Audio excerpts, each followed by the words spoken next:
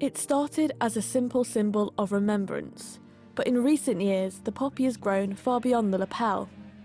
They've popped up in all sorts of places, from puppets to toasters, causing tensions between those who support it as well as those who don't. And for some, the decision not to wear a poppy is national news.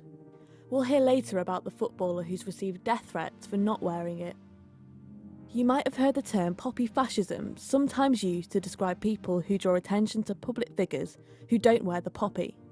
But they're a tradition that has been running for 100 years. So where did it begin? Let's go back to 1915, World War I. Picture the scene. John McCrae, a Canadian Army doctor, came across a devastating scene of chaos and destruction at the Second Battle of Ypres, inspiring him to write a poem.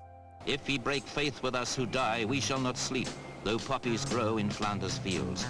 He saw so many casualties and the way in which war destroyed lives, and he too lost valuable friends and comrades. Yet, defiantly, the red Flanders poppy grew in the muddy battlefields, and he was inspired to write the poem In Flanders Fields.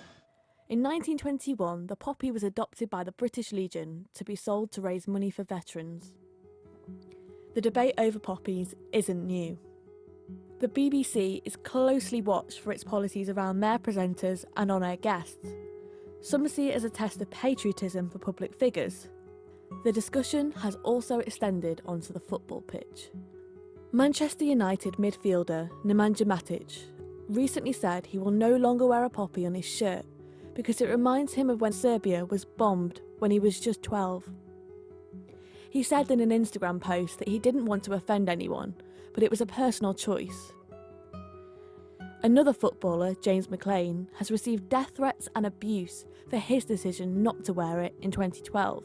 James McClean, the 23-year-old midfielder, was criticised for his decision not to wear a Remembrance Day poppy. Playing at home, you feel you should have the support of your own fans. And I didn't, and you know, that disrupted my form. And then on the way home, we pulled up at traffic lights, and so we pulled up, and there's a car, my car's here, and there's a car here. And the guy rolled down the window and spit in the window, and drove off. He still refuses to wear them today. McClean is from Northern Ireland, where the role played by the British Army means the poppy is a divisive symbol. And you might remember in 2016, when England and Scotland got into trouble with FIFA for their decision to wear them during a match. FIFA were treating poppies as a political symbol. I think the stance that's been taken by FIFA is utterly outrageous. FIFA's now changed its stance, but it's not just public figures who've been judged for their choices. I was on a radio call-in show last year discussing this. The first time I heard his comments and heard what he had written, my reaction was, why hasn't he been shot? If you dare to stick your head above the parapet like this, you're the one who gets shot at. And you can't have a grown-up debate about it in this country. Remembrance originally was the people who had lost loved ones mourning their dead. Now it's become sort of a nationalistic sparring match between competing sides. But lots of young people continue to wear it as a sign of their pride for generations of ex-servicemen and women. It's important as we move through the generations that World War I, World War II are not forgotten. It's a symbol of remembrance for all those thousands of men that we lost so many years ago that we wouldn't be here today without them. On those battlefields, after the mud and the rain and everything was washed away, the poppy was the first symbol of peace and hope that came out of that, and I think that's really what the poppy represents now.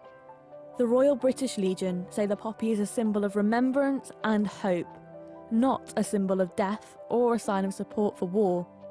But 100 years after the war that seeded the poppy, and with nobody now left who served on those fields, have modern values and beliefs grown too far from the original roots of the appeal?